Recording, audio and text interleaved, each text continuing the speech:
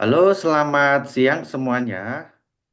Para rekan-rekan di KCIF 2025. Hari ini kita akan masuki panel ke 7.45 mengupas tentang isu penghayat di Indonesia. Untuk panel kali ini sudah hadir bersama kita beberapa presenter dan chair pada siang hari ini akan dipandu oleh Dr. Samsul Ma'arif dari CRCS UGM. Kemudian ada Mbak Tri Noviana dari Yayasan Elkis Yogyakarta. Kemudian ada Kak Oksafira Ramadhani dari Gema Pakti Yogyakarta. Ada juga Mas Baskoro Waskisto Husodo dari Sabto Darmo Daerah Istimewa Yogyakarta. Eh, Sesi ini akan berlangsung selama mulai pukul 10.45 sampai 12.15. Bagi para peserta yang ingin bertanya nanti bisa menggunakan kolom Q&A, jangan di kolom chat, nanti banyak ketimpa, nanti malah tidak terbaca, atau bisa dengan raise hand. Kita mulai saja panel 7.45 ini, saya serahkan sepenuhnya kepada Mas Samsul Ma'arif yang menjadi chair pada siang hari ini. Silakan, Mas. Makasih banyak, Mas Wahyu. Em, Kami tentu berterima kasih banyak kepada tim, kepada Organizing Committee untuk the Third Annual Kartini Conference on Indonesian Feminism ini, KCIF 2025. Senang banget melihat perkembangannya, luar biasa, banyak gitu. Dan kita berterima kasih karena diberi ruang untuk bisa berbagi cerita pengalaman terkait dengan tema kita. Jadi tema kita untuk panel ini itu adalah penghayat kepercayaan dalam bingkai kebebasan beragama atau berkeyakinan dan perlindungan hak warga negara. Kita akan ada 4 pembicara. Um, ada Mbak Novi dari LKIS dengan temanya nanti yang akan dibagi, dituturkan gitu berbagi pengalaman mendampingi komunitas penghayat kepercayaan di Indonesia. Ini bertahun-tahun LKIS Mbak Novi menemani para penghayat di Jogja dan di Nusantara. Lalu nanti akan dilanjutkan oleh Mas Baskoro. Mas Baskoro sebagai pemuda Sabto Darmo, salah satu paguyuban eh, di Indonesia. Tapi Mas Baskoro ada di Yogyakarta yang nanti akan berbagi cerita tentang belajar dari pengalaman orang muda penghayat. Lalu kita lanjut ke Mbak Oksafira Ramadhani, eh, anggota Gema Pakti, eh, pemuda penghayat ceritanya ya, Mbak Oksa, em, yang akan berbagi cerita tentang suara dan perjalanan perempuan muda penghayat dalam pergaulan sosial. Lalu saya sebagai sekaligus moderator nanti juga bisa berbagi sedikit terkait temanya membedah penghayat kepercayaan antara agama, kepercayaan, dan kewarganegaraan. Itu saya kira apa namanya alurnya. Eh, karena waktu kita cuma 90 menit yang sebagiannya sudah kita pakai, kita berharap dari setiap presenter 10 sampai 15 menit untuk juga memberikan ruang diskusi buat para teman-teman peserta. Am, saya kira begitu. Mbak Novi, apakah sudah siap? Mbak Novi sih selalu siap ya. Mbak Novi boleh berbagi cerita dulu, Mbak Novi. Eh, kita persilakan Mbak Novi waktu dan ruangnya nanti kalau mendekati waktu saya bisa ingetin ya. Ya, oke. Terima kasih Mas Ancu dan teman-teman semua. Terima kasih Mas Noto dan tim KCIF. Ya, KCIF ya. terima kasih banyak atas waktunya dan kesempatannya untuk kami dari teman-teman Elkis berbagi bagaimana kemudian pendampingan selama ini terhadap teman-teman penghayat kepercayaan. Mohon maaf saya nggak nyiapin PPT karena sedang mempersiapkan untuk advokasi Undang-Undang Sisdiknas yang akan direvisi oleh DPR. Sudah Nah, di luar eh, kepala Mbak Novi itu. mohon maaf. Nah, terkait dengan pendampingan di teman-teman LKIS, memulai pendampingan teman-teman penghayat itu sejak 2014, di mana ada temuan terkait soal data kemiskinan yang tidak kunjung menurun. Dan bagaimana kemudian temuan-temuan itu salah satunya adalah menemukan beragam kelompok-kelompok rentan yang ada di Indonesia, dan itu mempengaruhi soal ketimbangan kemiskinan dan kemudian pemenuhan layanan yang kurang berpihak kepada kelompok-kelompok rentan. Nah, salah satunya adalah teman-teman penghayat, di mana pengakuannya sebenarnya ini kan kalau kemudian kita telisik dari sebelum-sebelumnya pengakuan teman-teman penghayat ini kan di sebelum 65 itu kan sudah diakui. Nah, tetapi proses rezim, bergantian rezim dan sebagainya tentu akan ada dinamika-dinamika politik itu sendiri. Nah, kami memulai dari 2014-an melakukan riset kecil gitu untuk mengetahui apa sih kira-kira problem teman-teman penghayat. Ternyata cukup kompleks. Soal bicara KBB, bicara soal pemenuhan layanan publik, lalu soal hak kemudian beribadah, bagaimana kemudian ketika teman-teman penghayat memutuskan untuk tidak mengisi kolom agamanya atau strip karena sebelum putusan MK itu kan waktu itu juga teman-teman penghayat ada banyak yang memilih untuk mengkosongkan KTP, sehingga ketika KTP-nya strip untuk mengakses layanan pendidikan atau kemudian layanan kesehatan itu di stigma. Nah, dari situ kemudian Elkis bersama dengan teman-teman jaringan masyarakat sipil yang ada di Indonesia, kemudian oke, kita akan ngomongin soal pemenuhan hak melalui inklusivitas. Ya, termasuk ada beberapa masyarakat sipil yang lain ngomong soal inklusivitas penghayat atau penghayat, dan yang ada yang lain ngomong disabilitas. Nah, Elkis bagian dari yang ngomong adalah soal bagaimana pemenuhan hak warga terutama di pasal 28E, 27, 29 gitu menjamin tentang pemenuhan memilih kepercayaannya atau agamanya. Karena kalau misalnya kita bicara 28E, setiap orang atas kepercayaannya tuh bebas gitu meyakini kepercayaan yang itu ternyata kemudian dilindungi undang-undang gitu.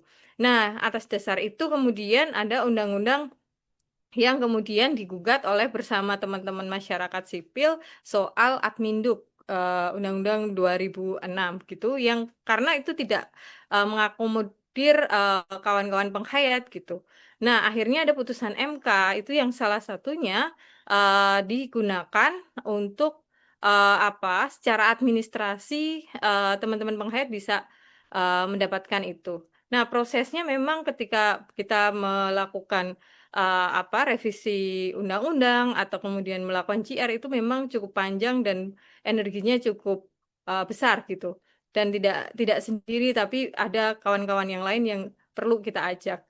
Nah, di sisi lain dari dasar hukum, kemudian kita lihat mana celah-celah yang kurang, dan saat ini di nasional itu sedang menyusun Ranperpres percepatan pemenuhan hak-hak teman-teman penghayat gitu. Karena kita lihat juga bahwa ternyata untuk pemakaman, perkawinan, dan ternyata aparatur pun nggak aware gitu, selalu nggak ada PP-nya dan sebagainya. Alasannya kan ke situ. Nah, di sisi lain, Elkis juga mendampingi teman-teman yang ada terutama di Jogja dan di Jawa Tengah terkait dengan pemenuhan layanan administrasi dengan pemerintah daerah, dan kemudian juga soal pendidikan. Nah, serta pemberdayaan masyarakat. Jadi teman-teman penghayat kita kuatkan dari sisi skill, kemudian kita bangun dengan teman-teman jaringan, kita hubungkan dengan teman-teman jaringan baik itu nasional, lokal, nasional maupun internasional. Ada teman penghayat yang di Jogja yang pernah kita kirim ke International Forum juga untuk anak-anak muda, dan kemudian kemarin juga kita ngirim juga soal bagaimana kemudian keterlibatan teman-teman penghayat di isu-isu anti korupsi. Salah satunya Mas Baskoro. Nah, jadi kami bangunnya secara penerimaan sosial, kebijakan, dan layanan atau akses. Jadi ada 3 pilar itu yang menjadi landasan kita mendampingi teman-teman penghayat dan menyusun strategi kembali lagi ke pemenuhan hak-hak teman-teman penghayat gitu. Baik dari sisi penerimaan, baik dari sisi kebijakan kita analisis, baik kemudian layanan atau akses, karena kadang-kadang akses itu tertutup. Misalnya soal pendidikan, dari proses pendampingan Elkis misalnya di Jogja, Mbak Triani salah satu penyuluh itu sudah diakui oleh Dinas Pendidikan melalui penerbitan NUPTK nomor untuk ini loh, guru tenaga pendidik gitu. Nah, di mana di yang lain tuh nggak ada gitu. Ya terdaftar, tetapi dia juga sampingan ada guru yang lain gitu. Maksudnya ngajar mata pelajaran yang lain. Jadi kayak ada 2 gitu. Nah, tapi dengan nomor NUPTK guru matematika misalnya gitu. Nah, Mbak Triani ini kasus yang berbeda gitu. Di mana NUPTK-nya tulisannya adalah guru mata pelajaran penghayat kepercayaan. Satu itu. Yang kedua, dia juga kemudian diakomodir ketika kemarin ada BSU untuk tenaga pendidik gitu, guru honorer. Karena dia udah punya NUPTK, maka dia bisa mengajukan sebagai guru honorer. Nah, proses itu tidak kemudian tiba-tiba ada, tetapi ada proses advokasi yang dilakukan oleh teman-teman masyarakat sipil untuk menjembatani apa kebutuhan teman-teman penghayat dan mana gapnya yang ada di pemerintah gitu. Kadangkala memang pemerintah itu bingung atau justru pura-pura bingung gitu atau pura-pura nggak tahu. Aku nggak tahu, nggak bisa membedakan itu dan nggak bisa baca hatinya. Yang jelas itu multitafsir perspektif ya soal apakah kemudian dia mau beneran melayani teman-teman penghayat atau justru ada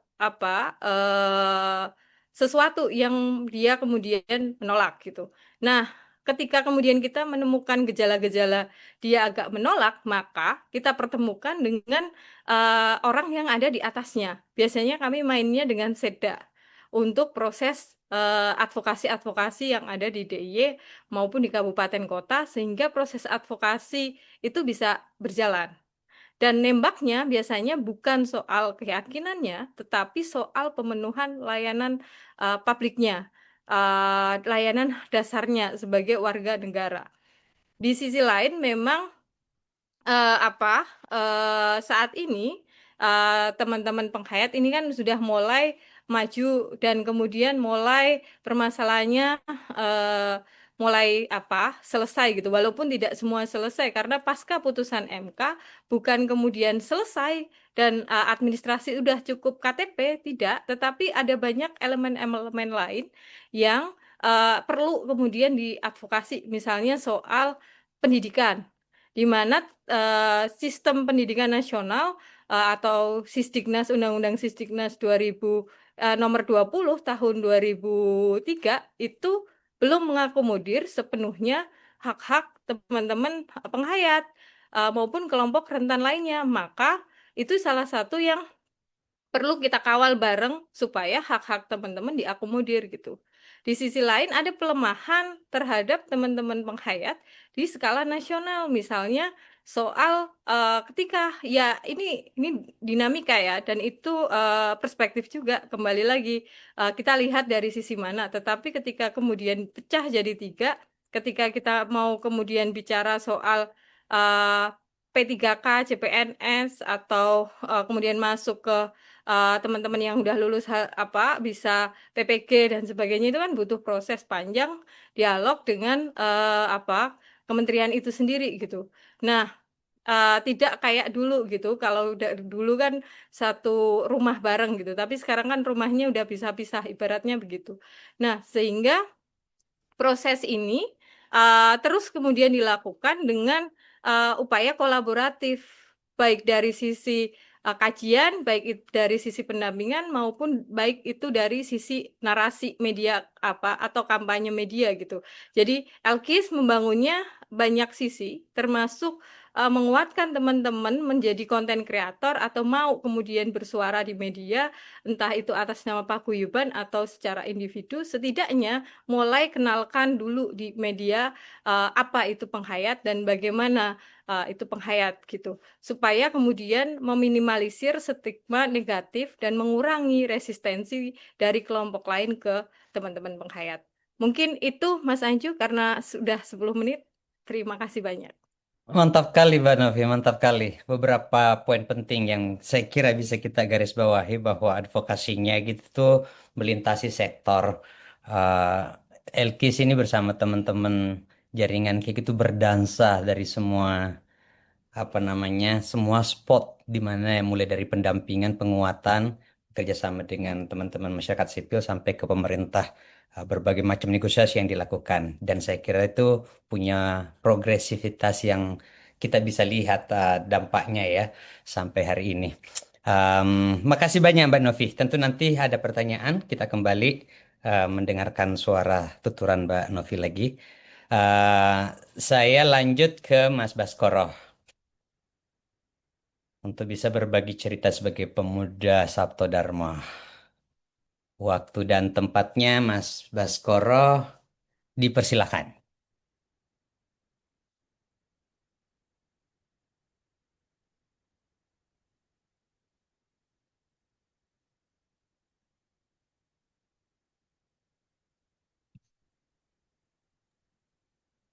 Masih mute, Mas. Mohon maaf. Terima kasih pada Pak Anco atas kesempatannya. Terima kasih juga kepada Mas Wonoto dan seluruh panitia yang sudah mempersiapkan acara KCIF ini dengan sebaik-baiknya sehingga saya menghubungi cukup lama ya, 3 bulan yang lalu mungkin. Uh, Kemudian mungkin di sini saya akan berbagi cerita ataupun mungkin beberapa teman yang tahu atau mengenal kerohanian Sabta Dharma atau mungkin banyak dikenal Sabta Dharma itu bagaimana mungkin dari sejarah singkat dan apa yang sudah kami lakukan selaku penghayat kepercayaan guna eh, mendapatkan hak-hak kami sebagai negara, bagaimana kolaborasi kami khususnya dengan lembaga sosial masyarakat, AKIS, CRCS ataupun hingga ke pemerintahan seperti apa. Next slide. Next, Mas. Ya.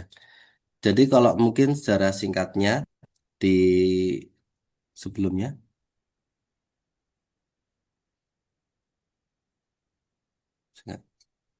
yang sebelumnya Mas, sejarah Mas.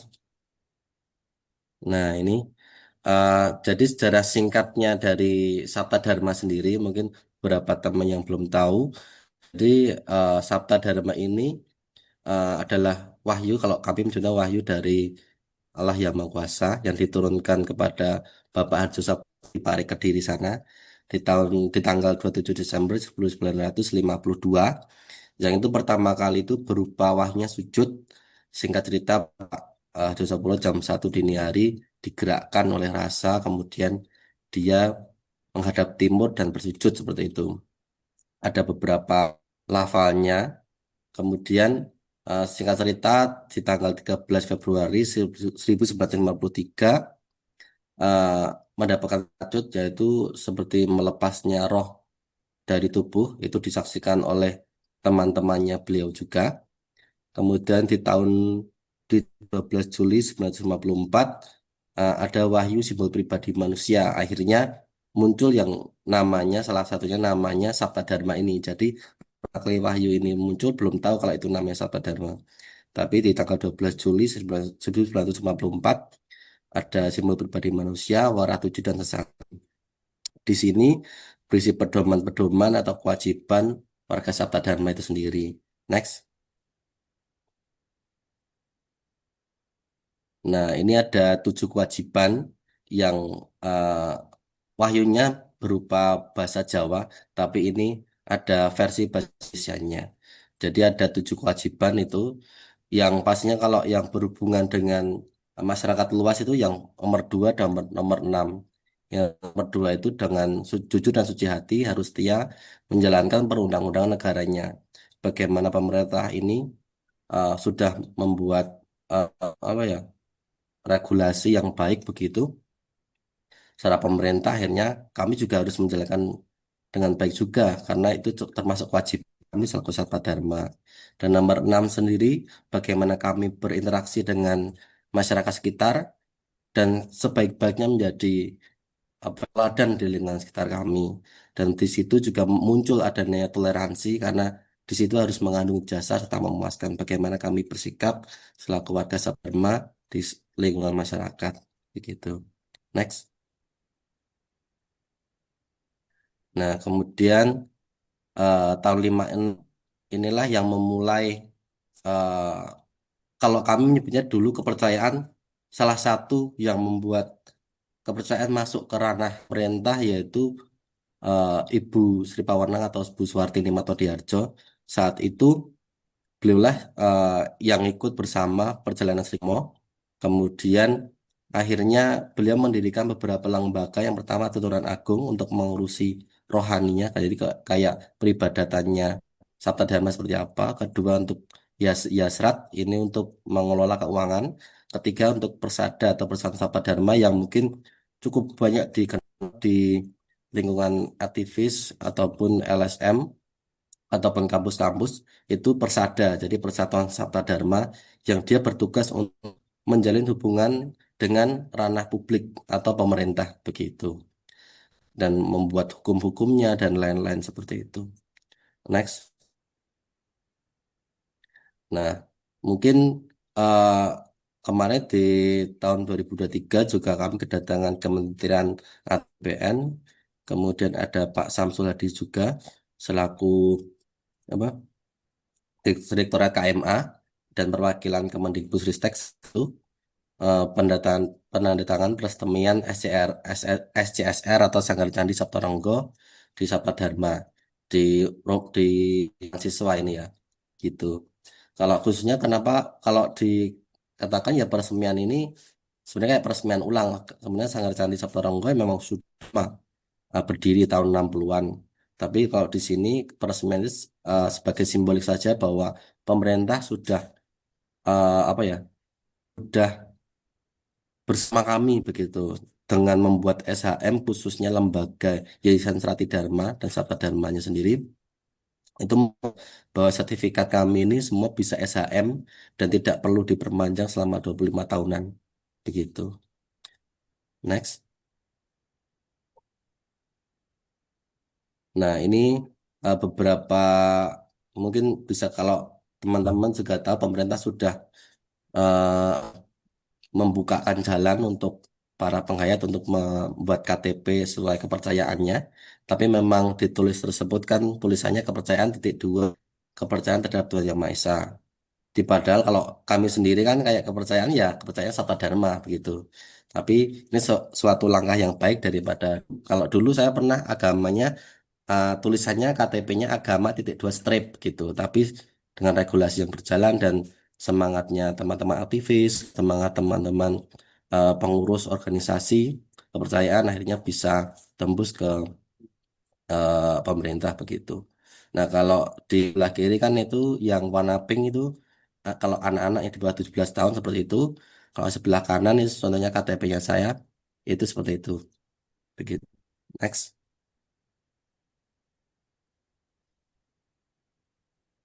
Nah, ini mungkin kegiatan dari Sabta Dharma sendiri.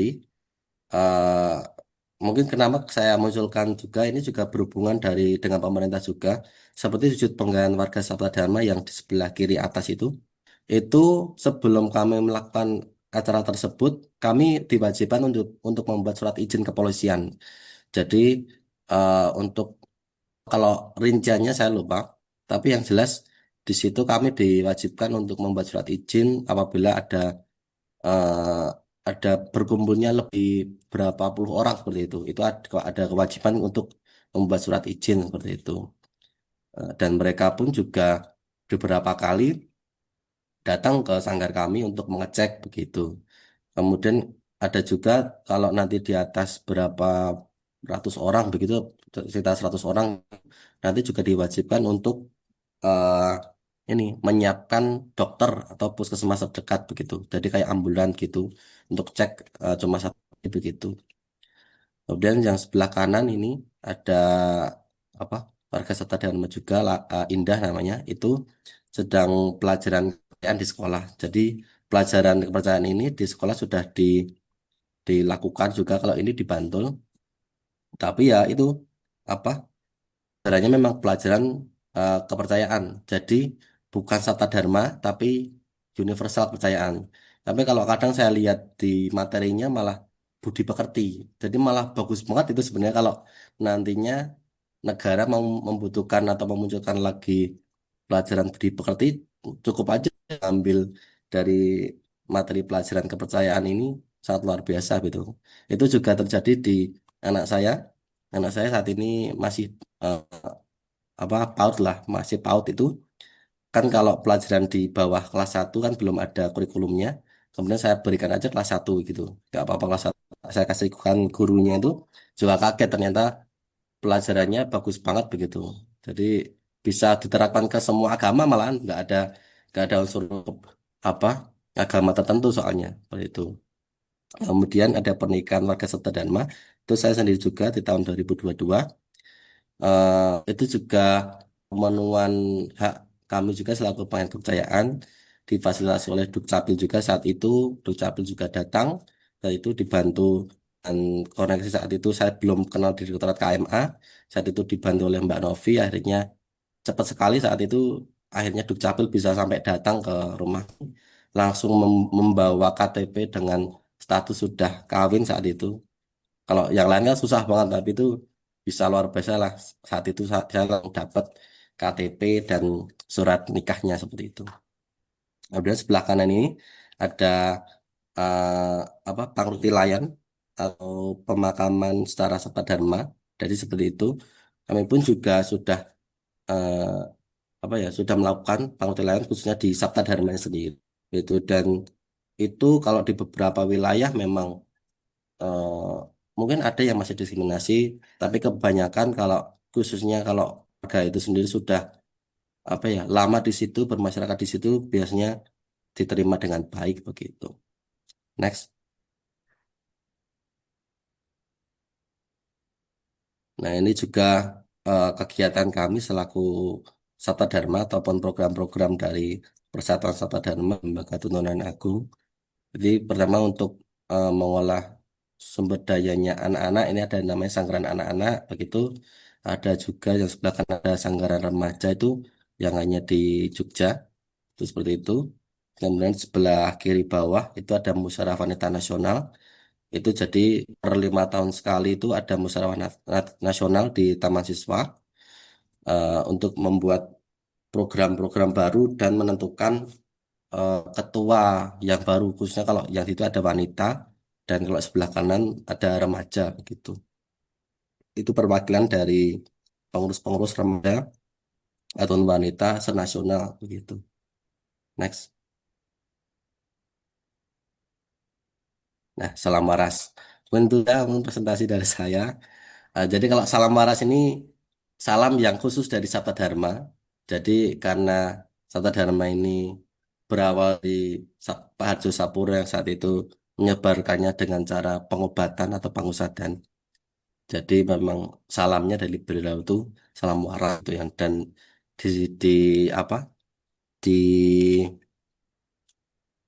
di sambut oleh warganya waras gitu salam waras waras harapan semua warganya memiliki kesehatan mental ataupun rohani dengan baik begitu. Terima kasih. Rahayu, salam waras. Waras. Rahayu. Makasih banyak Mas Baskoro. Cerita yang cukup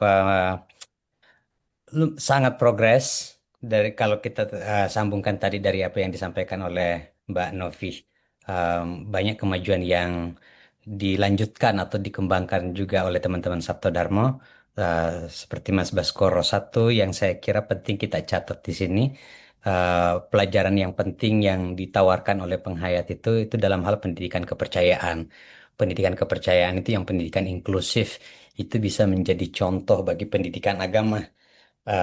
Sekalipun pendidikan kepercayaan lahir dari pendidikan agama, tapi model yang ditawarkan atau yang dikembangkan dan menjadi tawaran itu pendidikan inklusif karena tidak membatasi spesifik agama tertentu, penghayat tertentu, sangat inklusif dan itu beda kontras dengan pendidikan atau sistem pendidikan agama yang dilaksanakan dikembangkan sampai hari ini. Makasih banyak Mas Baskoro catatan itunya. Saya kira itu bisa kita bawa dalam diskusi nanti. Selain beberapa perkembangan yang ada gitu. Selanjutnya kita ke Mbak Oksa, suara perempuan, pemuda. Iya, Ah, betul. ya, Baik, waktunya dipersilakan Mbak Oksa. baik. Terima kasih sebelumnya atas kesempatannya untuk teman-teman KCIF dan teman-teman yang udah hadir di sini. Sebelumnya, ini saya akan membawakan judul yang agak sempit ya, Jejak dan Suara Perempuan Muda Penghayat dalam Laku Kejawen di Tengah Pergaulan Sosial. Selanjutnya, sebelum masuk ke pembahasan, mungkin perkenalan diri terlebih dahulu lah ya. Perkenalkan, saya Oksa, saya semester 5, mahasiswi semester 5 dari jurusan Hubungan Masyarakat di kampus UPN Veteran Jakarta. Di sini saya mewakili organisasi Gema Pakti dan sama dengan Mas Baskoro juga, satu organisasi kita, tapi bedanya di sini. Selanjutnya, oke. Sini mungkin mau penjelasan sedikit aja lah ya. Penghayat dan kejawen itu adalah suatu dua hal yang berbeda, yang dimana penghayat sendiri itu suatu kepercayaan yang dari leluhur yang tidak menganut agama besar, yang seperti sudah disampaikan oleh Mas Baskoro. Selanjutnya, kejawen sendiri itu merupakan tradisi budaya dari leluhur yang dimana dapat sifat ajaran agama besar. Jadi kejawen itu tentang Kristen, Katolik, seperti itu. Selanjutnya, Mbak Oksa, Mbak Oksa, ya, halo? putus-putus mungkin Oh, internetnya Pak. putus-putus. Udah masuk, mungkin tak ulangi lagi aja ya. Udah, oke, bagus. Oke, baik. Di sini mengenai penghayat dan kejawen sendiri itu dua hal yang berbeda. Seperti penghayat sendiri yang tadi sudah disampaikan oleh Mas Baskoro, penghayat sendiri itu adalah merupakan kepercayaan dari leluhur yang tidak menganut agama besar. Tapi kalau kejawen sendiri merupakan tradisi budaya yang dari leluhur, namun bisa bersifat ajaran agama-agama besar. Jadi kejawen sendiri biasanya orang-orang yang mengikuti itu, ada yang mengikuti agama Islam, Kristen, Katolik, dan ada juga yang murni kejawen. Kayak gitu. Selanjutnya, oke. Ini saya akan menjelaskan sedikit mengenai Gema Bakti DIY, yang dimana ini sekumpulan organisasi generasi muda penghayat yang ada di Jogja. Yang ini berdiri sudah tahun 2021 dan memiliki pengurus juga. Terutama Mas Baskoro sendiri itu adalah merupakan ketua pimpinan dari Gema Bakti di organisasi muda kita ini. Lalu juga selain itu juga di dalam organisasi ini memiliki berbagai macam perwakilan muda dari berbagai daerah di paguyuban seperti ada di kota, salah satunya Mas Baskoro tadi, Sabto Darmo. Kalau yang di Bantul itu Bawono Toto, terus ada Gunung Kidul, Sleman, dan lain sebagainya. Selanjutnya juga di sini organisasi yang aktif dan ikut serta adanya kegiatan seperti sarasehan, workshop, pelatihan, juga ikut berkolaborasi dengan Dinas Kebudayaan di DIY Daerah Istimewa Yogyakarta, kayak gitu. Seperti yang udah ada di foto itu juga, Gema Bakti itu juga salah satu yang sering ikut ikut serta dapat undangan kayak gitu. Perkumpulan sebuah kepercayaan kayak gitu. Terus selanjutnya di sini ada Paguyuban Hangudwibawana Tata Lahir Batin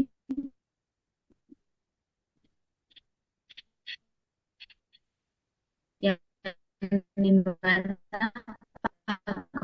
paguyuban ini berdiri tahun 1900 berdiri dengan murid Padang, jadi disebutnya. Lalu paguyuban ini terletak ada di Sendang Semagi. Kalau teman-teman boleh banget kalau mau datang ke Wonosobo mau melihat bagaimana sih untuk paguyuban ini atau gimana sih kegiatannya atau tirakatannya itu seperti apa, tata cara doanya boleh banget karena ini dekat sekali dengan Sendang Semagi dan dikelilingi banyak pepohonan jadi suasana mendukung lah kalau untuk kita berhealing sejenak untuk melihat itu semua. Terus juga ini dekat banget dari juga Bawonototo sendiri ini juga memiliki arti yaitu menerima petunjuk dari Tuhan Yang Maha Esa, maka perbuatan dalam menghadapi persoalan hidupnya sesuai dengan perintah dan tidak melanggar aturannya. Seperti itu. Selanjutnya, oke. Halo, halo. Boleh? Oleh Mbak. Selanjutnya, di sini juga ada Rama Marco Pangarso itu menciptakan suatu tulisan Poncowaliko. Mungkin kalau banyak banget Poncowaliko tuh ada di Google ya.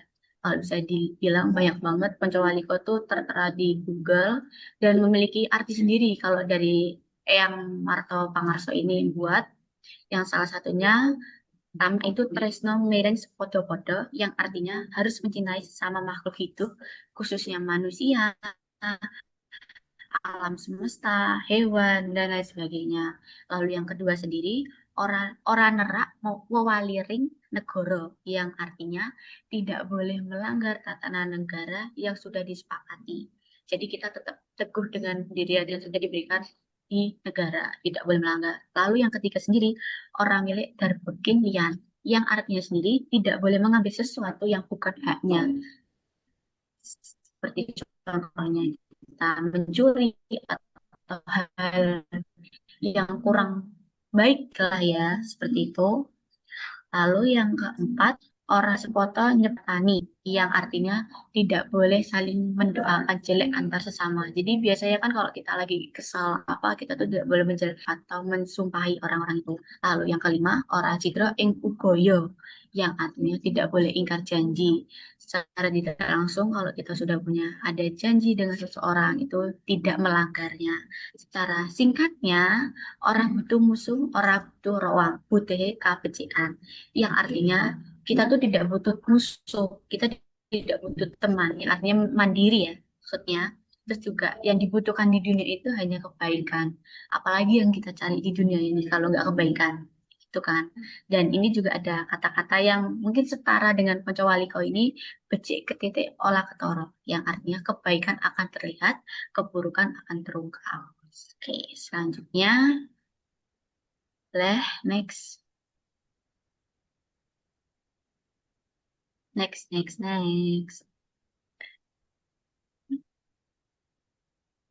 Oke, di sini ada jejak kegiatannya Bawonoto sendiri itu seperti apa. Ini biasanya kita melakukan kegiatan tirakat atau berdoa di padepokan atau di Sendang Semanggi. Yang seperti tadi udah ada tempat mata air yang dimana kita selalu berdoa di situ karena cukup dekat ya dengan alam semesta juga. Juga kita kalau lagi tirakatan itu setidaknya kita mau memakai pakaian yang sopan seperti memakai pakaian yang lengkap untuk putri menggunakan pakaian kebaya dan jari lalu rambut tertata rapi, putra menggunakan base cap, jari dan belangkol, terus tidak lupa untuk menggunakan wewangian. Tujuan wewangian ini ya biar suasana pun juga lebih enak dan lebih wangi aja kayak gitu. Terus selain itu juga kegiatan yang biasa dilakukan itu selain kita tirakatan di Sedang, kita juga labuan di pantai. Kemarin juga habis labuan di Merapi. Terus juga tirakatan di Sendang yang ada baik yang ada di daerah Jogja maupun ada di luar Jogja. Seperti itu. Selanjutnya,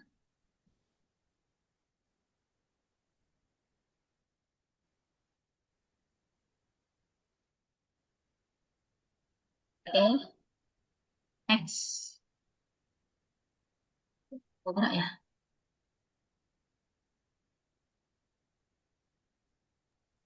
Kayaknya lewat Oke, dikit, baik. Atasnya. bisa ke atas Oke, dikit Kak.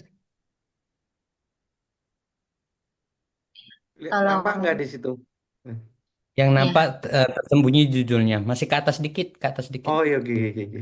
atas setengah doang. Mm. Dikit lagi, iya, ya.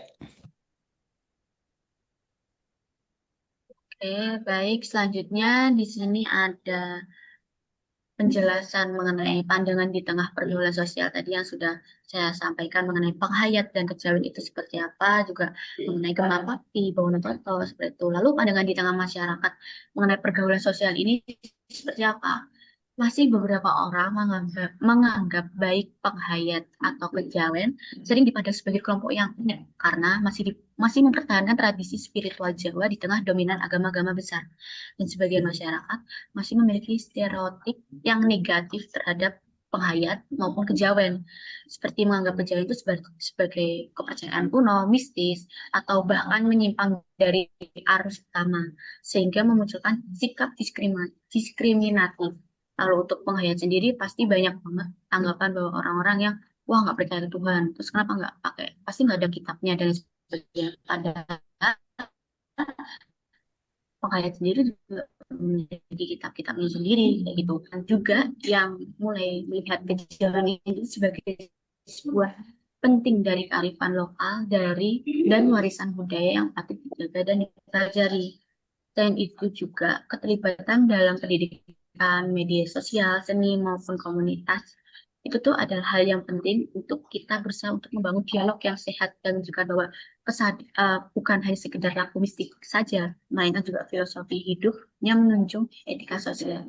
Yang dimana kan kejawen itu adalah sebuah budaya yang udah dari lama, dari dulu sudah ada. Setidaknya sebagai generasi selanjutnya, generasi Gen Z ya, mungkin ya bisa disebut Gen Z, Alpha dan seterusnya, setidaknya harus tahu dan merasakan bagaimana sih budaya atau Kak tradisi Oksa, yang dulu yang sudah ada sejak dari nenek moyang, mungkin dari eyang. Kak Halo? Oksa mungkin sementara boleh boleh Halo? off kamera kali biar tambah kuat ininya Oh, internetnya. oke. Siap-siap.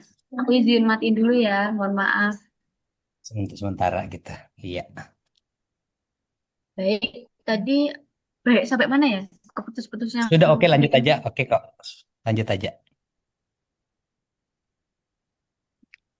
Oke, baik. Selanjutnya hal yang tidak benar dan sebagainya. Cuman di sini sebagai generasi muda atau generasi Gen Z, yang dimana sudah emang dari keluarga mengajarkan bahwa kejawen ini hanya sebuah tradisi budaya yang harus terus diwariskan dan terus dikembangkan. Apalagi salah satunya juga penghayat juga kan masih banyak banget di sana. Yang dimana kita juga teman-teman penghayat juga ayo kalau bisa nih bikin bahwa penghayat itu ada dan hati itu masih percaya dengan adanya Tuhan seperti itu. Dan pandangan masyarakat terhadap penghayat kejawen sendiri ini tuh semakin beragam tergantung pada tingkat pemahaman dan kedekatan serta maupun kita berbeda dari agama, kepercayaan atau beda budaya atau hal lainnya, kita tetap harus menghargai dan menerima perbedaan itu. Setidaknya kita menghormati aja deh, tidak usah ikut campur dan hal yang untuk menghina yang belum tentu hal itu tuh benar gitu. Selanjutnya pandangan untuk anak muda ke depannya, untuk ya saya sendiri juga anak muda ya, Gen Z juga, dan untuk teman-teman semuanya yang mungkin Gen Z juga, jangan terlalu jangan terlalu memandang orang yang berbeda dengan pandangan asing atau buruk. Kita tidak tahu apa yang terjadi dan tidak tahu apa yang kalian tahu tentang ini semua gitu loh. Setidaknya jangan memandang hal yang berbeda. Terus yang kedua adalah terus menyuarakan dan memperkenalkan hayat dan kejawen itu di tengah budaya yang makin populer, makin banyak budaya yang masuk ke Indonesia. Setidaknya jangan sampai budaya yang ada di Indonesia ini tuh hilang dan tenggelam begitu saja. Lalu selanjutnya juga anggaplah kepercayaan hanya sekedar kepercayaan, melainkan warisan budaya harus terus dilestarikan dan memberikan suatu kebanggaan. Setidaknya bukan hanya kejawen saja, tapi budaya-budaya yang lain, tradisi yang lain, kepercayaan yang lain, agama yang lain itu jangan sampai apa ya hilang gitu aja. Tetap kita teruskan sampai anak dan cucu kita gitu. Selanjutnya di sini juga ada kata urut karena itu harus menyala dimanapun kita berada dan bersama seperti itu. Baik, cukup dari saya untuk diskusi dan percakapan dari saya. Terima kasih banyak. Mohon maaf untuk kendala jaringannya. Rahayu. Rahayu Mbak Oksa, Kakak Oksa, makasih Iya. banyak. Ya. Em, yang terakhir itu tuh me- menguatkan banget ya. Urip iku urup, eh, terlepas dari berbagai tantangan yang dihadapi dalam berbangsa, tetap punya komitmen untuk terus menghidupi hidup agar terus menyala dimanapun berada dalam situasi apapun ya. Ah, Oksa memberi kita pelajaran terkait dengan itu untuk bisa tetap semangat dalam melakukan advokasi bahkan ya.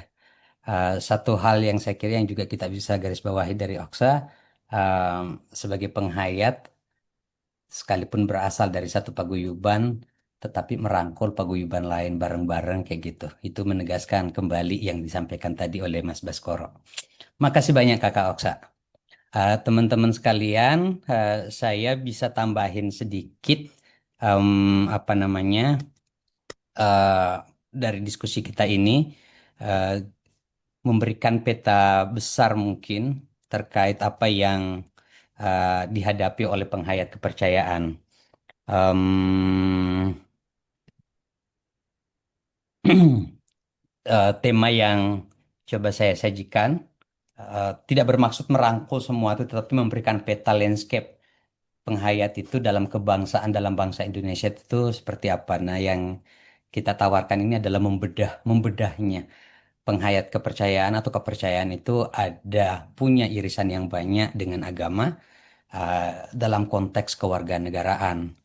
Em, jadi kalau kita lihat konstruksi negara, eh, sebenarnya cukup tegas dalam konstitusi kita bahwa agama dan kepercayaan itu adalah dua nomenklatur kewarganegaraan. Jadi warga negara kita tuh dalam konteks ini dibagi dua nomenklaturnya. Ada agama, ada kepercayaan. Nah, keduanya itu dibuat berbeda, tapi diperlakukan setara. Em, nah, itu jelas rujukannya Undang-Undang Dasar 45 Pasal 28 29 itu menyetarakan gitu sebagai dua nomenklatur. Siapapun warga negara yang memilih salah satu nomenklatur kayak gitu itu punya hak yang setara kebebasan beragama atau berkeyakinan. Ditegaskan dalam yang tadi disebut juga oleh Mbak Novi bahwa putusan MK itu menegaskan pasal 2829 itu yang menyatakan bahwa agama itu tidak punya uh, apa namanya konsekuensi hukum. Ini dari perspektif negara jika tidak mencakup kepercayaan. Artinya saat kita menyebut agama oleh negara nih, itu mencakup kepercayaan. Itu yang ada dalam konstitusi kita. Normanya tegas. Cuman implementasi norma konstitusi itu rumit.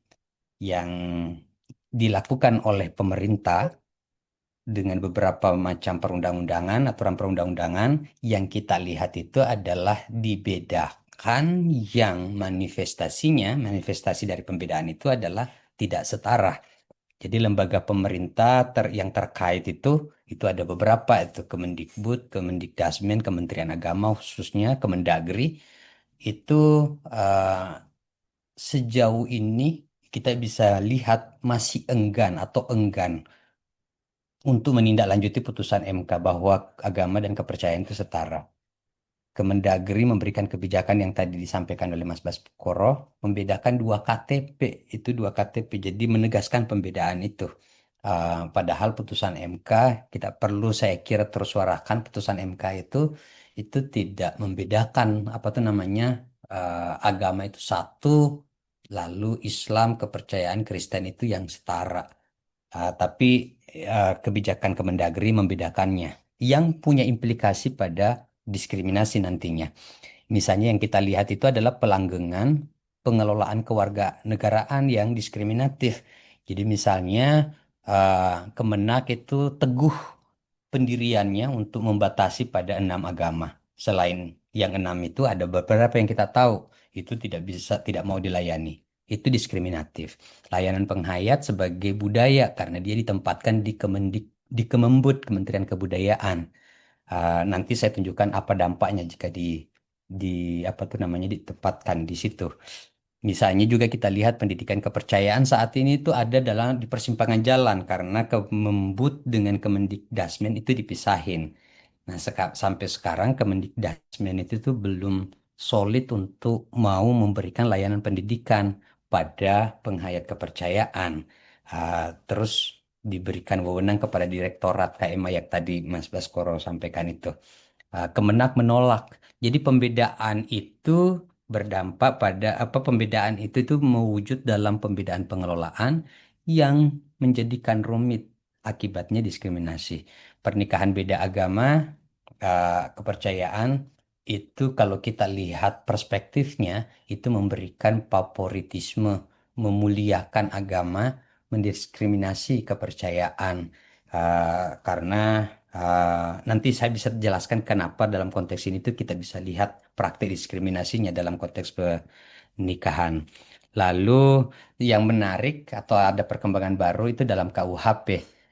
Ini menurut saya ini satu-satunya undang-undang yang sedikit yang merefleksikan putusan MK di mana agama dan kepercayaan itu diperlakukan setara. Jadi tindak pidana terhadap keagamaan dan kepercayaan itu setara.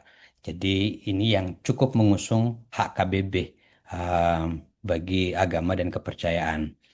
Nah, itu tadi yang sebelumnya tadi, yang ini itu adalah konstruksi negara. Ini kalau kita lihat dalam peta sosial, irisan kepercayaan dan agama dan adat itu cukup kental. Ini kalau kita pakai kategori ini, nomenklatur ini untuk memetakan konteks sosial di masyarakat secara sosiologis itu, kita melihat ini ada 7 macam praktek warga negara. Ada yang ada yang kepercayaannya, ada yang kepercayaan yang mungkin bisa kita sebut sebagai kepercayaan murni gitu ya. KTP-nya kepercayaan. Lalu ada adat. Nah, adat ini tapi selain itu ada yang kepercayaan bagian dari adat dan juga ada kepercayaan tapi KTP-nya agama. Jadi ada 7 intinya, ada 7 peta sosial yang kita bisa lihat di praktek lokal. Nah, jadi kalau kita benturkan antara struktur sosial, peta sosial yang seperti ini dengan negara, maka yang kita lihat itu begini. Menurut konstitusi, sesuai dengan normanya, khususnya terkait dengan kebebasan beragama, peta sosial itu sebenarnya adalah hak warga. Negara itu mestinya memberi jaminan tidak membeda-bedakan warga negara mau jadi apapun. Itu kewajiban negara menghormatinya. Nah, tapi konstitusi ini atau norma konstitusi ini bahwa negara wajib memberikan jaminan kebebasan setiap warga negara gitu itu punya tantangan karena di konteks pemerintah itu yang terus direproduksi adalah sesungguhnya melanggar KBB. Yang diberikan hak KBB penuh itu atau diupayakan penuh sekalipun banyak pelanggarannya adalah kelompok agama dan itu terbatas pada 6. Sementara penghayat dan karenanya juga adat yang masuk dalam konteks budaya karena ini dikelola dalam nomenklatur kebudayaan seakan tidak diberikan hak KBB. Jadi ada perbedaan antara norma konstitusi dan implementasinya oleh pemerintah. Nah, itu tantangan kita. Teman-teman sekalian, saya kira menarik juga kita tempatkan konteks penghayat ini yang terus berjuang dalam mengembangkan kewargaan yang utuh gitu tuh dalam konteks apa tuh namanya advokasi kita KCIV ini yang lintas. Saya sedikit ingin berbagi konteks yang tantangan KBB ya atau tantangan advokasi kita bagi kelompok rentan. Eh, jadi kita itu ada situasi yang apa tuh namanya yang menentukan struktur sosial negara dan peraturan yang banyak muncul kayak gitu. Nah, saya mau tarik sedikit lebih awal kayak gitu. Jadi ketika kita pertanyakan manusia itu apa, ini manusia ini mengarah pada setiap warga negara ya. Itu dibedakan dengan alam, dengan menggunakan perspektif modern, itu muncul antroposentrisme menempatkan manusia lebih tinggi dari alam.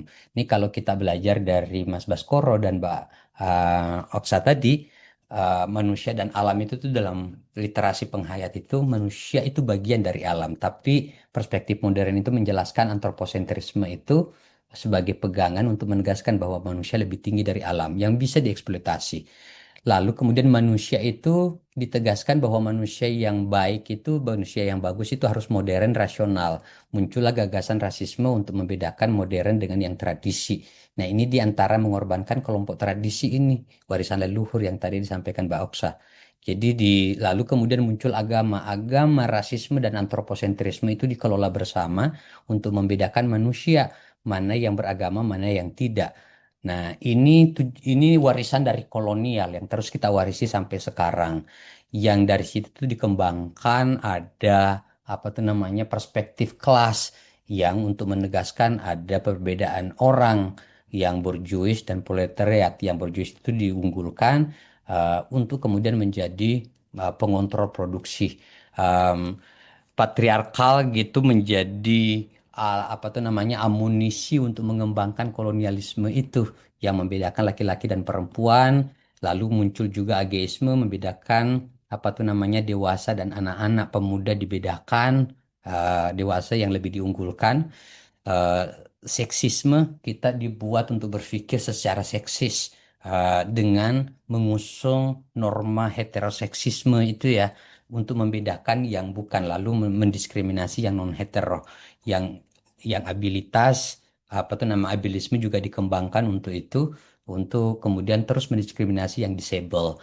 Nah, situasi yang kita hadapi itu struktur kolonial ini. Jadi ada apa tuh namanya untuk menegaskan siapa manusia yang tepat, manusia Indonesia seutuhnya itu adalah dia harus manusia modern, rasional, beragama, borjuis, kelas menengah kayak gitu, laki-laki, heteroseksisme, punya pandangan bahwa hetero itu norma yang tepat, lalu berkemampuan dan dewasa. Selain itu tuh dia direntangkan terus-menerus. Jadi narasi agama sangat kuat tentang itu, politik, berbagai kebijakan dan peraturan perundang-undangan menegaskan yang kolonial itu berbagai macam undang-undang itu tadi situasinya situasinya itu tuh adalah saling mengunci yang terus merentankan. Nah, dalam konteks ini penghayat perempuan disabilitas itu mengalami hal yang serupa terus direntankan karena sistem kita pengetahuan produksi pengetahuan kita peraturan perundang-undangan kita gitu itu tuh dibuat menjadi bahkan tuh cara kita berpikir cara kita hidup itu kolonial karena selalu merujuk pada manusia yang terbaik itu tuh apa. Jadi ini yang terus kita alami apa tuh namanya mengunci ini yang interseksional tapi saling mengunci. Nah, situasi yang dialami oleh identitas-identitas pinggiran ini itu dikomodifikasi. Jika ia punya nilai komoditas, dia dikomodifikasi. Perempuan dikomodifikasi, penghayat seringkali dikomodifikasi berkontribusi pada uh, budaya kayak gitu ya. Sampai turisme misalnya adat juga digitukan. Jika tidak dia dieksklusi. Jika tidak bisa dijadikan komoditas, dia dieksklusi. Jika tidak didiskriminasi. Nah, situasi ini yang menjadi kunci dari kita terus dituntut untuk berpikir manusia yang sesungguhnya yang utuh gitu, itu adalah yang didorong oleh sekali lagi manusia modern, rasional, religius, berjus, laki-laki heteroseksis, berkemampuan dan adult. Saya kira tantangan itu yang apa namanya tantangan itu yang kita hadapi sekarang dan menarik sekali karena kita ada dalam acara feminisme ini, konferensi feminis ini, saya kira di antara yang bisa kita kembangkan itu tuh adalah advokasi atau bekerja yang interseksional, yang saling mengunci gitu, yang sekarang ini menggerogoti negara. Um, saya kira itu di antara sedikit cara mengkontekskan mengapa advokasi penghayat itu tuh sejak Indonesia merdeka sampai hari ini, padahal dia adalah warga negara Indonesia dari awal sampai hari ini, pewaris leluhur terus dipertentangkan, dipersoalkan. Teman-teman, presentasi saya sampai di situ. Jadi saya kira dari keempat ini itu saling bersambung, advokasi yang terus dilakukan, beberapa pengalaman yang dialami oleh para penghayat kayak gitu, khususnya pemuda, ada beberapa perkembangan, tapi tantangan ke depan masih banyak. Am, nah, kita masih punya waktu sekitar 20 menit, 25 menit untuk mendiskusikan eh, apa namanya, apa yang sudah kita bagi-bagi. Oke, pertama kita punya Mas Tommy Chandra yang sudah angkat tangan. Dipersilakan. Oke, kedengarannya suaranya. Terima kasih kepada Mas Mbak pemateri. Eh, saya mau nanya tadi ke yang Mas dari KRKS ya, Mas Samsul Ma'arif ya. Saya tertarik dengan penjelasan Mas tentang yang tadi ya, yang bagian yang tadi ya. Menarik menurut saya bahwa pembagian-pembagian ini merupakan warisan dari kolonial ya, di mana kayak pembagian able disable, seksis hetero dan lain-lain. Sayangnya orang-orang itu menganggap bahwa hal-hal itu adalah ya inilah jati diri kita yang sebenarnya. Nah, ketika kita mau minta solusi unlearningnya kan adalah dekolonial, belajar dekolonial dan embrace bahwa hal-hal itu adalah warisan dari masa lalu. Tapi kan banyak orang yang tidak mau mengeksplor itu. Kalau yang Mas sendiri lakukan di tingkatan terkecil nih, aku selalu nanya ini ke banyak orang sih, bagaimana mengajarkan ini dengan paling sederhana, misalnya untuk anak-anak, karena kan di sekolah ini dipropagandakan secara real gitu. Bagaimana kita meng-counter propaganda itu? Karena kan kita nggak bisa kayak mengajarkan anak tentang, oh di kolonial itu A, B, C, D, E, F, G, kamu harus bisa bedain gender, lagi itu kan sesuatu yang kompleks ya. Bagaimana kita menyederhanakan ini untuk tingkatan terkecil? Siap, Mas Tommy. Ah, kita bisa langsung jawab atau bisa kita menunggu kalau masih Boleh ada yang dijawab, Mas. Boleh langsung aja dijawab. ya. Nanti langsung ada di Q&A ada beberapa komentar. Oke. Saya ambilkan contoh aja. Jadi, sorry, kembali ke sini ya. Sorry. Jadi, eh, eh, ini ini kalau kita mau misalnya bayangan saya ya, kalau kita mau bawa ke pendidikan anak-anak, em, kita tuh seringkali dituntut untuk berpikir manusia yang terbaik itu apa. Nah, cara berpikir begitu tuh yang banyak menuntut kita lari kepada narasi-narasi agama, kelas, ras, antroposentris, dewasa, abelisme kayak gitu. Nah, meresponnya saya kira mungkin nanti Mas Baskoro bisa bercerita dengan anak-anak dan juga Mbak Oksa gitu, Mbak Novi. Um, yang legitimate ini perlu kita rubah arahnya ke bahwa setiap orang apapun itu, bagaimanapun itu, apapun identitasnya, itu tuh perfect. Jadi bukan legitimate man yang kita arahkan, arah kita, tetapi perfect persons, individual semuanya. Dan kalau itu kita pakai, itu sebenarnya dari cara berpikir itu sudah membongkar kolonialitas itu. Jadi mau anak kayak apapun, orang yang nggak bisa melihat misalnya, dia bisa melakukan hal yang lain, bisa hal yang lain. Atau ketidakpenglihatannya kayak gitu, itu adalah kemampuannya yang membuatnya dia perfect person. Eh, Begitu kita perlu melihat antara laki-laki, perempuan, atau non laki-laki, non perempuan. Itulah kesempurnaan dirinya. Nah, jadi membiasakan untuk melihat siapapun bahwa setiap orang itu sempurna, itu basic awal yang bisa kita lakukan dalam mendekolonisasi, merombak kolonialitas itu. Sehingga pembelajaran apapun yang kita yang kita berikan arahnya ke sana. Jadi tidak bisa orang kita bedakan karena dia berbeda gender, lalu beda hak, ruang aksesnya beda. Jadi kalau kita menganggap bahwa semua orang perfect, maka punya hak yang sama untuk mengakses ruang. Segera menemukan ada ruang yang membatasi, apapun alasannya, itu harus mestinya kita rombak secepat. Di sekolah, ada sekolah yang ruangannya membatasi, entah apapun alasannya, itu perlu segera kita rombak. Jadi itu ininya ya, saya kira em, prinsip dasarnya kalau kita mau mencari yang simple. Tapi itu tentu tidak akan mudah karena pembelajaran-pembelajaran yang ada di sekolah kayak gitu selalu menuntut harus berprestasi supaya naik menjadi middle class, cari kerja, dapat kerja, menjadi buruh, dan seterusnya, masuk di pasar. Tapi saya kira itu intinya nanti. Nanti kalau Mas Koro bisa tambahkan pengalaman berbagi sama anak-anak, itu bisa memberikan contoh betapa setiap anak itu tuh punya apa namanya, punya keterampilan yang berbeda-beda dan semuanya memberi kesempurnaan. Saya kira itu. Tadi Mas Wahyu menyebut ada pertanyaan yang ada di chat, Mas. Q&A, Mas. Oke. Ada pertanyaan, ada komentar. Oke. Em, ada dari Mbak Sari, saya bacakan aja ya. Dari Mbak Sari Jember supaya kita semua menikmatinya. Mengapa di KTP ditulis kepercayaan, bukan agama? Apakah kepercayaan bukan agama? Yang itu udah dijawab tadi. Oh, sudah ya.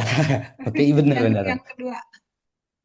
Apakah ada pemakaman khusus untuk komunitas Sabto Dharma? Ini Mas Baskoro tadi mencerita tentang itu.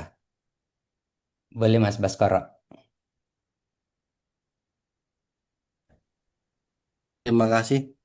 Siapa yang tanya? Siapa tadi Mbak? Mas? Mbak Rosnida yang bertanya dari Oh Jember. ya. Kalau di Jember juga udah banyak itu Mbak. Di Jember. eh Kalau khusus Sabta Dharma ini tidak ada. Jadi masuknya ke pemakaman umum begitu. Itu aja sih. Tapi kalau di beberapa ya kayak kemarin itu pernah kejadian juga dia itu tinggal di daerah Kalasan. Itu perumahan Pertamina. Itu kan jarang bersosial di situ karena pendatang lah di situ. Dia takut kalau dimakamkan di situ secara penghayat itu ada apa-apa gitulah. Akhirnya dia ke pemakaman ini yang dari Sultan itu loh, yang di Berbah. Nah itu dia bayar di situ 1,5 juta atau berapa itu akhirnya dimakamkan secara Sabta Dharma di situ itu aja sih. Tapi kalau untuk pemakaman khusus Sabta Dharma itu tidak ada. Tapi caranya memang berbeda gitu sih. Ini itu. Itu terkait dengan pertanyaan selanjutnya, Mas Baskoro. Ini ajaran Sabto Dharma ini berbeda dari ajaran lain, walaupun ada sedikit kemiripan. Nah, sebenarnya ini sangat unik. Apakah cara peribadatan dan pemakamannya hampir sama dengan agama Islam atau Kristen, atau ada banyak sekali perbedaan dalam semua hal, selain yang sudah ditampilkan pada itu? Dia bertanya kayak Oh, gitu. oh ya. Kalau bagi saya tidak ada sama sekali nggak ada yang sama begitu. Benar-benar nggak ada yang sama sih. Sama sekali nggak ada yang sama. Ya mungkin kayak seperti pemakaman ya. Pemakaman itu kalau dilihat tadi, jadi pemakaman di Sabta pun juga kita toleransi juga terhadap pemeluknya, pemeluk Sabta Dharma. Ada yang pemakamannya itu ada yang dibakar atau dikremasi, ada juga yang dikuburkan gitu. Yang dikremasi pun ada yang dikremasi kemudian dilarung di laut, ada juga yang ditanam gitu. Itu pun juga kami pun tidak mengharuskan, tapi memang ada pokoknya harus apa? Memang anjuran seperti itu, tapi tidak diwajibkan harus live itu karena seperti eh, panuntun kami Pak Arjo Sapuro atau Sri Kutomo tadi yang menerima wahyu itu dimakamkan secara kremasi kemudian dilarung di Surabaya sana. Kemudian kalau Ibu Sri Pawenang atau Suwartini Matodiarjo itu apa dikebumikan di begitu gitu sih, tidak dikremasi begitu. Betul. Mm, Nah, saya kira itu menunjukkan bahwa dalam internal kayak gitu tuh ada penghargaan pada kebebasan ya. Orang ya. setiap warga itu bisa memilih. Satu prinsip yang saya kira menunjukkan prinsip kenegaraan, kebangsaan Mm. kenegaraan yang bisa menghargai pemeluknya sendiri pun bisa berbeda-beda. Makasih banyak Mas Baskoro. Mbak ini apa tuh namanya? Kakak Oksa. Ini ini ada pertanyaan. Bagaimana pemuda merespon sekali beberapa tadi sudah disampaikan ya, tetapi boleh ditambahin Kak Oksa, bagaimana pemuda merespon situasi penghayat, isu penghayat yang kayak gini tadi nih, eh, reproduksi kerentanannya tuh terus menerus, sudah ada perkembangan tetapi tetap aja. Kak Oksa ada di tempat?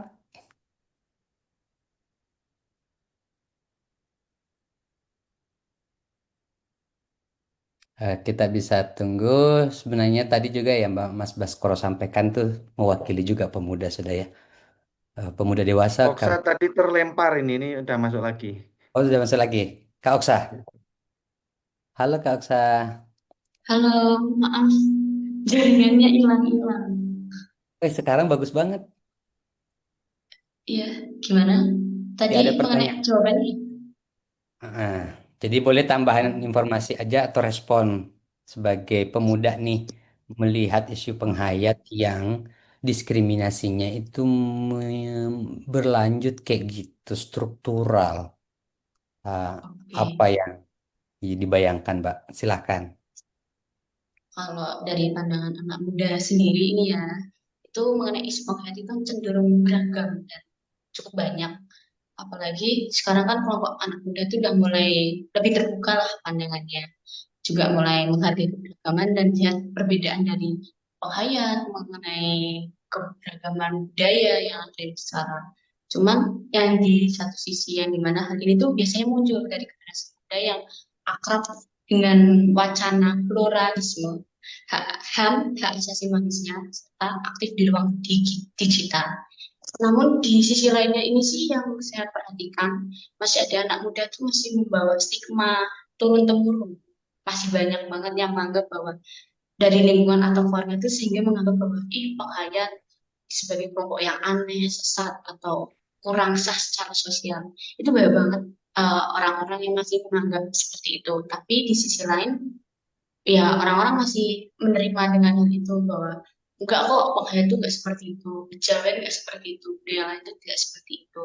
Seperti itu sih yang saya ketahui itu juga untuk peran perempuan sendiri dalam komunitas penghayat itu udah cukup sangat penting ya dan seringkali menonjol bahwa perempuan itu tidak hanya berperan dalam pewaris tradisi seperti halnya kayak ritual, pendidikan nilai atau pengasuhan bahwa perempuan itu juga berhak memiliki tahta yang baik bukan hanya untuk khususnya untuk para apa laki-laki seperti itu.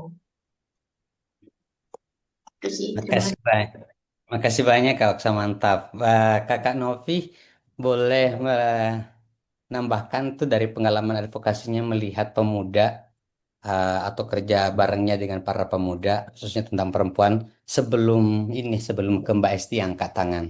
Jadi persilakan dulu Kak Novi, boleh menambahkan cerita Mbak apa Kakak Oksa tadi. Suaramu putus-putus, Mas. Oke, Mbak Novi boleh tambahin ceritanya dari Kakak Oksa tadi, pengalaman Elkis. Ini sebelum saya persilahkan ke Kak Esti yang angkat tangan ya. Mbak Novi boleh tambahin ceritanya tentang pengalaman Elkis bareng dengan pemuda-pemuda penghayat. Gimana tantangan pemuda kayak gitu dalam berbangsa kayak gitu atau dalam bermasyarakat, Oke, khususnya perempuan. oke. Terima kasih Mas Anju dan teman-teman semua. Saya sedikit menambah aja ya. Terkait sebenarnya kalau kita bicara tantangan, tantangan teman-teman penghayat ini kan cukup banyak, apalagi ngomongin soal regenerasi anak mudanya gitu. Nggak semua kemudian orang tuanya penghayat, kemudian anaknya meneruskan sebagai penghayat. Tapi ada lagi yang kemudian ketika mau kemudian meneruskan itu tantangannya adalah sering minder, nggak percaya diri dan sebagainya. Nah, dilema-dilema itu sebenarnya tidak hanya terjadi pada orang muda sebenarnya, tetapi kelompok-kelompok perempuan, teman-teman penghayat perempuan gitu. Karena memang soal gap dan soal gender dan sebagainya itu kan ketimbangan gender itu kan juga cukup tinggi ya. Apalagi kemudian untuk anak-anak muda kan secara anak orang muda sendiri aja itu masuk kategori kelompok rentan sebenarnya karena seringkali di dalam proses pembangunan itu hanya dilibatkan atau hanya kemudian partisipasinya hadir gitu. Tapi tidak ada kemudian partisipasi bermakna yang kemudian bisa memberikan pendapatnya atau kemudian dihargai pendapatnya, didengar dan terkotak-kotak itu tuh terlihat jelas ketika ada event-event entah itu wilayah manapun ya dan itu aku lihatnya dari kacamata besarnya gitu. Event-event yang seringkali anak muda di posisi pengambil foto aja atau kemudian penyebar undangan aja atau kemudian MC pun tipis atau kemudian menjadi pembicara pun juga tipis gitu. Ada tapi peluangnya kecil sekali. Kecuali itu eventnya anak muda sendiri. Nah, aku pikir gap itu juga ada Mas, gap soal usia, terus partisipasi yang kurang bermakna itu menjadi tantangan tersendiri, apalagi perempuan gitu. Orang muda udah muda, perempuan. Nah, apalagi ada double stigma yang lain, entah itu disabilitas atau kemudian apalagi gitu. Jadi udah triple stigma dan udah agak berat juga ketika kemudian mengadvokasi dirinya. Tentu ruang aman, terus ruang yang terbuka, ruang partisipatif ataupun inklusi itu perlu diciptakan dan menurutku perlu mulai dibongkar dengan apa yang kemudian bisa dilakukan oleh orang muda. Gerakan-gerakan oleh orang muda yang menguasai media sosial itu bisa dipakai gitu. Saya lihat beberapa teman-teman penghayat, misalnya dari teman-teman Untak, itu kan cukup banyak ya. Apalagi teman Sabto Darmo yang waktu itu aku sempat lihat videonya cukup viral gitu. Karena kolaborasi dengan IG-nya Elkis dan kita lihat loh, ini cukup bagus juga untuk memperkenalkan uh, bagaimana kemudian menjadi penghayat, kemudian apa saja yang dia pelajari dan stigma apa yang dia terima gitu ada di Instagram gitu, yang itu juga menjadi edukasi untuk warga gitu. Jadi peran-peran orang muda yang kemudian menguasai teknologi, aku pikir itu menjadi peluang yang cukup bagus untuk kemudian merebut ruang. Jadi kalau kita menunggu ada ruang, maka itu hampir susah didapat kalau kita hanya kayak menunggu kapan ruang itu bisa didapat, itu tipis. Tapi kalau kita mencoba kemudian merebut ruang, berani bicara, kemudian eh, apa eh, berani berpendapat, mau kemudian berpartisipasi secara bermakna, mau kemudian mempelajari apa saja kemudian kebijakan yang perlu kita kritisi bareng-bareng dan perlu kita kawal, itu akan ada nilai tersendiri untuk muncul dan kemudian partisipasi itu menjadi bermakna. Mungkin itu, Mas. Makasih banyak Mbak Novi. Sekali lagi kita masih ada pertanyaan di Q&A gini. Masih ada 3. Nanti kita respon. Kita dengar dulu Mbak Esti. Ya, selamat siang Mas Samsul. Mas saya jadi pengurus Intervide sejak 92 ya. Saya muridnya Mas Tono. Dan kemudian saya juga terlibat dengan ICRP. Pertanyaan saya kan institusi kita kan menjamin kebebasan beragama. Bahkan ada tafsir bahwa orang tidak beragama pun adalah hak gitu ya. Nah, pertanyaan saya kenapa kok padahal institusi itu kan Undang-Undang Dasar 45 itu kan hukum teratas yang bisa meniadakan hukum yang di bawah terus toh kalau hukum yang di bawah dibuat kalau tidak mengacu pada yang atas maka yang di bawah kan akan gugur. Nah, pertanyaan saya kenapa kok itu nggak bisa dibebaskan ya? Kalau dasarnya adalah budget di Kementerian Agama yang nggak bisa menampung semuanya, ya saya kira perjuangan kita sebetulnya sia-sia ya kalau apa hak hidup yang plural itu dibagi berdasarkan budget. Ya, terima kasih. Terima kasih banyak Mbak Esti. Kita bisa nanti Mbak Novi bisa ini ya Mas Baskoro sama Mbak Oksa bisa merespon itu. Kita dengar dulu Mas ini Mas Farid. Makasih banyak Mbak Esti ya. Terima kasih Mas Samsul Ma'arif. Eh, Pertanyaan saya mungkin dua. Pertama, saya menangkap kesan kalau pembicaraan tentang aliran kepercayaan ini masih sangat sepertinya ya. Itu kesan saya aja yang nggak banyak terekspos dengan diskusi tentang aliran kepercayaan ini masih sangat Jawa sentris. Apakah benar seperti itu? Termasuk ketika mengkonstruksi panel ini, apakah memikirkan ada aliran-aliran kepercayaan di luar yang Jawa sentris atau Jogja sentris ya kalau sekarang kebetulan karena yang mengorganisir orang Jogja gitu loh. Yang kedua,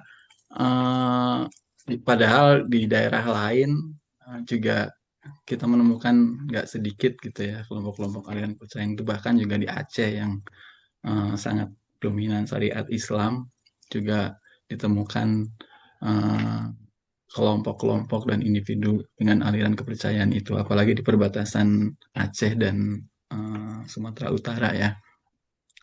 Yang kedua, saya nggak tahu bedanya antara aliran kepercayaan yang tadi juga disebut ada kejawen yang berakar pada tradisi Jawa dengan kepercayaan-kepercayaan adat atau kepercayaan-kepercayaan native gitu ya.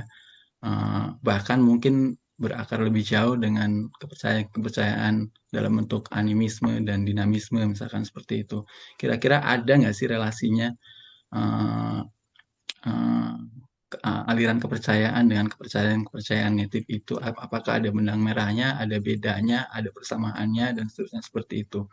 Yang ketiga, analisa Mas Samsul Ma'arif tentang kontrol kolonialisme itu menarik ketika itu melahirkan semacam pandangan hierarkis gitu ya. Siapa yang paling ideal, siapa yang paling menengah, kemudian subordinat.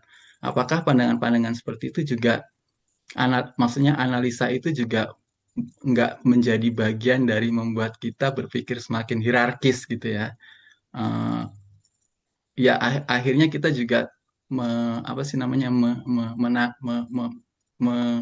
selain itu jadi realitas sosial politik, kita juga jadi semakin menegaskan bahwa mungkin jadinya memang seperti itu, terjadi hierarki ketika kita nggak mengikuti apa yang menjadi standar ideal yang dikonstruksi oleh cara berpikir kolonial misalnya kayak gitu. Dan jadi pertanyaannya apakah kembali lagi tadi ke kategori tentang agama native dan animisme, apakah itu juga berlaku ke teman-teman aliran kepercayaan memandang agama atau kepercayaan native itu gitu loh. Kalau selama ini kita sebagai agama besar memandang aliran kepercayaan sebagai nggak ideal dan subordinat gitu ya. Apakah itu juga menjadi cara berpikir teman-teman aliran kepercayaan ketika melihat agama-agama atau kepercayaan native seperti itu? Mungkin itu sih, makasih. Makasih banyak Mas Farid. Eh, ini karena waktu kita tinggal 6 menit, boleh kita mulai dulu ke Bapak-bapak Mbak. lanjut aja. Lanjut. Iya, habis Boleh ini kita, ada sesi lain, jadi komprominya sekitar 5 menit setelah habis acara. Setelah habis oke. sesi maksudnya. Boleh kita mulai ke Kak Oksa dulu. Ada tadi beberapa pertanyaan. Eh, atau Kang Baskoro sambil menunggu Kang Oksa. Jadi yang apa tuh namanya? Boleh bicara tentang KBB dari Mbak Esti atau Java sentris nih dan aliran kepercayaan animis dan seterusnya. Oh iya, kalau saya cuma selaku ini ya bukan panitia ya. Tapi kalau dilihat ada Mas Iswan tadi juga bergabung, Benar. itu juga penghayat kepercayaan dari Sulawesi kalau nggak salah ya Mas Iswan ya. Utara. Ya itu Eh, tapi di sini memang kami di sini sebagai Sabta Dharma dari posisinya. Sebenarnya kalau Sabta Dharma sendiri bukan hanya di Jawa, tapi udah berkembang sampai di Lampung, di apa Bengkulu, ada di Maluku juga banyak, Bali juga banyak, dan sampai sana juga. Walaupun memang asalnya memang dari Pari Kediri ya, begitu. Nah, kemudian untuk menanggapi yang undang-undang memang saya pun juga mungkin itu yang akhirnya kita perjuangkan juga bagaimana ketika peraturan di bawah itu tidak inklusif, padahal undang sudah menjamin ini. Kenapa kok seperti itu begitu? Itu yang memang memang negara pastinya bisa membuat apa ya? Mereka berpikir dua kali membuat satu kebijakan begitu. Ketika ada suara dari masyarakat ketidakpastian hukum kok kenapa kok tidak inklusif, kenapa kok tidak dengan undang-undang pastinya kita bisa bersuara begitu. Mungkin itu sih Pak Anju. Makasih banyak Mas Baskara. Mbak Novi, mau tambahin Mbak Novi? Ya, saya kira saya nambahin yang beberapa tadi ya. Terkait dengan undang-undang, memang kita berharap banget Undang-Undang Dasar 45 Pasal 28E, 29 itu menjadi landasan ketika menyusun PP, undang-undang yang lain, dan sebagainya, atau putusan-putusan yang lain, dan bahkan surat edaran gitu. Tapi sayangnya memang negara kita politis banget ya, politik transaksionalnya juga cukup tinggi, yang menyebabkan semua kekacauan ini gitu. Nah, apalagi ketika menyusun misalnya saya ambil contoh soal sistem pendidikan nasional gitu. Nah, di mana di beberapa kajian balik yang saya baca di bulan Mei gitu, bahkan tidak menyinggung ada kepercayaan gitu, lebih ke agama. Padahal sudah ada putusan MK nomor 97 itu yang sebenarnya itu wajib gitu untuk diintegrasikan ke naskah akademik itu gitu. Di walaupun itu masih kayak susunannya ataupun dipakai untuk landasan hukumnya gitu. Bahkan yang kemudian dulu di zaman Nadiem Makarim gitu eh apa naskah akademiknya ada 19 kata kepercayaan tetapi di draft RUU-nya sama sekali nggak ada. Dan itu yang nggak habis pikir gitu. Di sisi lain, ketika kemudian ada kebijakan-kebijakan lain, misalnya Ranperpres PKUB gitu, tidak kemudian mengakomodir teman-teman penghayat gitu. Jadi kayak apa ya? eh, Kayak dikesampingkan putusan MK. Nah, di, dan juga 28E Undang-Undang Dasar gitu. Nah, itu yang menjadi PR kita bersama bagaimana kemudian kita perlu melakukan pengawasan atau kontrol gitu terkait dengan undang-undang apa aja nih yang mau disusun. Di dalam prolegnas misalnya banyak banget undang-undang RUU yang ini ya kontroversial sebenarnya. Soal misalnya apa ya? Tanda ini soal guru ngaji itu mau dibikinin undang-undangnya juga gitu, tokoh-tokoh agama kayak gitu. Kemarin aku sempat lihat tapi untungnya nggak masuk prolegnas. Dan saya kira mereka selama ini aku melihat juga kita cukup berjarak gitu untuk kemudian memberikan masukan-masukan uh, kita gitu. Tapi saya kira kita perlu kemudian memikirkan skema eh, bagaimana kemudian kita merebut dalam tanda kutip adalah narasi atau tadi kita perlu membumikan terus putusan MK, kita perlu membumikan terus Undang-Undang Dasar soal keberagaman ini gitu menjadi narasi-narasi yang terus bahkan jika perlu kita perlu kawal nih pendidikan toleransi perlu kemudian menjadi mata pelajaran atau masuk ke dalam pembelajaran di sekolah. Tidak hanya siswanya, tetapi saya kira perlu gurunya. Karena kasus-kasus intoleransi selama ini yang melakukan tuh guru BK gitu. Bahkan kepala sekolah atau guru agama. At least guru agama-agama tertentu.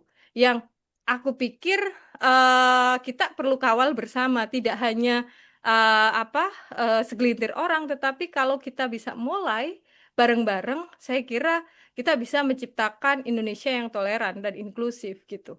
Nah, di sisi lain kalau bicara soal bagaimana kemudian penghayat, kalau di forum ini mungkin Mas Noto yang bisa jawab kenapa orang Jogja semua.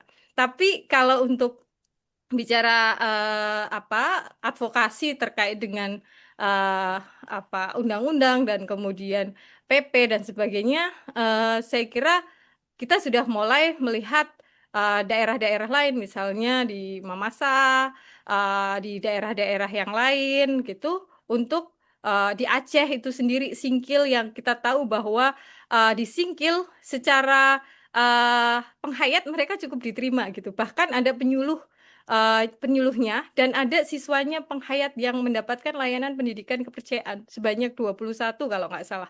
Bisa jadi nambah ya. Dan tapi di sisi lain untuk agama Kristen ataupun Katolik, gerejanya itu nggak bisa dibangun. Itu kan jadi lucu banget bicara toleransi tapi nggak utuh karena ada kanun gitu. Dan ini ya kita perlu melihat bagaimana Pancasila itu diterapkan di daerah-daerah dengan Undang-Undang Dasar. Gitu, Mas. Makasih banyak Mbak Novi. Kak Oksa, makasih banyak Kak Novi ya. Kita sudah melewati 1 menit. Kak Oksa boleh 1 menit, aku juga nanti setengah menit. Ya, sekaligus closing statement mungkin. Iya. Baik, oke. Closingan sekalian menutup ya. Tadi ada kayak pertanyaan mengenai benang merah antara kepercayaan dan kejawen sendiri itu ya, kalau nggak salah tadi.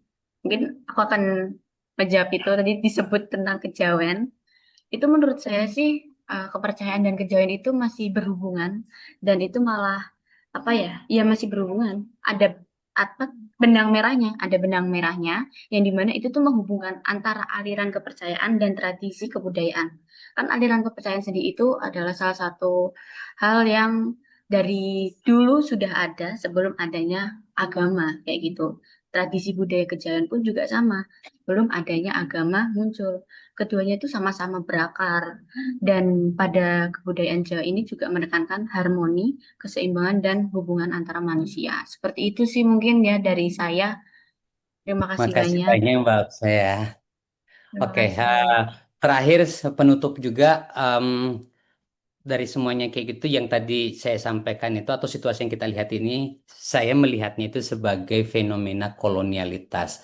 Model kita bernegara gitu memproduksi hierarkis. Jadi kenyataan itu Mas Farid yang kita lihat. Saya melihat strukturnya saat ini. Terakhir itu yang tadi kaitannya dengan Mbak Esti, misalnya contohnya ya, Kemenak itu memang dari awal itu diinfiltrasi negara gitu untuk kepentingan Islam khusus tertentu. Dan selain itu contoh yang kemarin tuh waktu kita perjuangkan untuk RUU Siddinas di mana penghayat itu bisa dimasukkan, itu tiba-tiba hilang dan di antara yang berkomentar bahwa penghayat itu tidak perlu di pendidikan itu adalah yang sekarang apa tuh namanya Menteri Pendidikan Dasar dan Menengah yang ketua ICRP juga itu Bu Esti.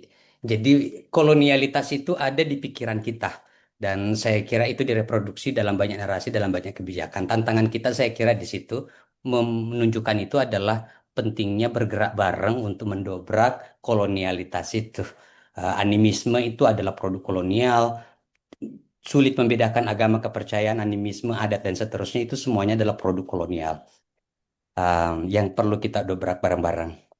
Mungkin begitu ya, sebagai kesimpulan aja yang tadi itu untuk kita lanjutkan diskusinya. Semoga penghayat perempuan, disabilitas, anak dan seterusnya kayak gitu bisa bareng-bareng karena kita semua korban dari kolonialitas itu yang direproduksi oleh negara.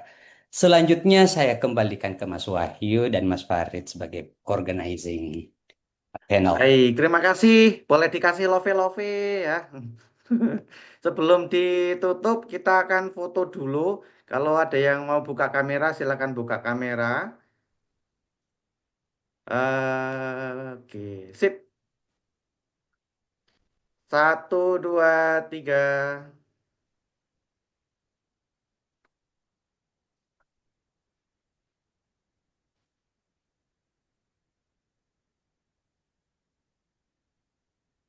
Baik, terima kasih. Mohon maaf sekali ini teman-teman yang ada di kolom chat, kolom Q&A tidak bisa terjawab semua lagi-lagi karena waktu. Mohon maaf sekali. Namun sehabis ini masih ada panel yang bisa teman-teman ikuti yang ada di buku program. Ini sesinya juga menarik soal isu buruh itu nanti akan bersama teman-teman marsina.id yang ada di sana.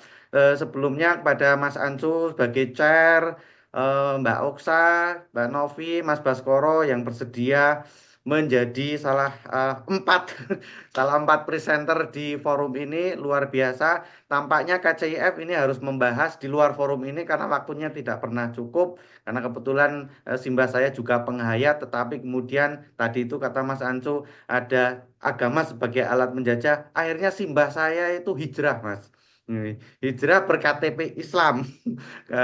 Karena ya dipaksa begitu ya, karena simbah saya itu veteran perang, kemudian ditunjuk jadi lurah, jadi mau nggak mau harus punya agama. Itu terima kasih untuk sesi ini teman-teman sekalian. Sampai ketemu, sampai jumpa lagi di lain waktu. Terima kasih semuanya, presenter, chair, dan teman-teman semuanya. Di kolom chat masih banyak yang berdebat itu soal isu gereja dan Aceh dan lain sebagainya. Saya tutup ya. Terima kasih. Salam. Terima kasih. Terima Terima kasih ya. kasih semuanya. Saya ikut konferensi sambil masak. Asiknya kalau Makasih. Zoom ya. Iyalah Mas Farid. Bye. Ya, Bye pamit. bye.